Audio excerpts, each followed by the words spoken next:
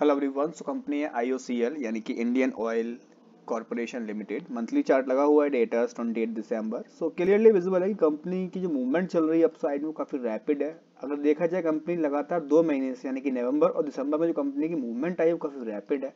काफ़ी अच्छी मूवमेंट से कंपनी पर प्ले करती हुई दिख रही है वॉल्यूम्स के साथ में। बट अगर मैं इसको और नीचे से देखूं यानी कि यहाँ से कंपनी का ट्रेंड चेंज हुआ था उस पोजीशन से, तो कंपनी का ट्रेंड चेंज यहाँ से हुआ है, मैंने बॉक्स ड्रॉ किया है।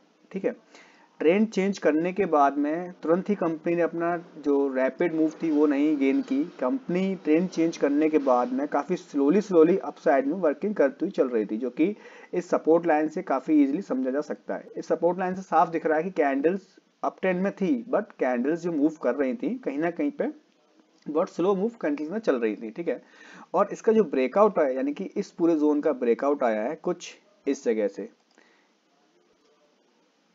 कुछ यहाँ से इसको कह सकते हैं, कुछ इस टाइप की चीज़ें रही हैं। इस ट्रायंगल पैटर्न के थ्रू यहाँ से ब्रेकआउट दिया है इस कैंडल ने, और ब्रेकआउट देने के बाद में कैंडल्स ने फिर से रिटेस्ट किया है अपनी मूविंग सपोर्ट लाइन पे कुछ यहाँ पे। ठीक है, अक्टूबर मंथ में, और अक्टूबर के बाद नवंबर और दिसंबर जो मंथ चल रहा है इस मंथ में काफ़ी अच्छी मूवमेंट रही है। यानी कि 92 के लेवल से 133 के लेवल पर कंपनी प्ले कर रही है। यानी कि कंपनी की जो मूवमेंट आई डाउन साइड काफ़ी अमेजिंग, काफ़ी स्पीड से कंपनी में मूवमेंट आई है। अब क्या है कि आगे के लिए ये एक रेजिस्टेंस पॉइंट बन रहा है यहाँ पे कुछ इस जगह पे। अब यहाँ पे दो तीन चीज़ हो रही है। पहला कि कंपनी अपना ऑल टाइम हाई ब्रेक कर रही है, दूसरा कंपनी यहाँ पे कप भी बना रही है। यानी कि इसका जो ऊपर का लेवल है ये, अगर इसका कैंडल्स ब्रेकआउट दे देती हैं तो ये हमारा cup and handle plus ATH वाले पैटर्न में आ जाएगा। अब अगर मैं प्राइस रेंज की बात करूं तो ज़्यादा दूर प्राइस रेंज नहीं रहा है, 133 पे कैंडल्स प्ले कर रही हैं, 154 की रेंज पे ब्रेकआउट है।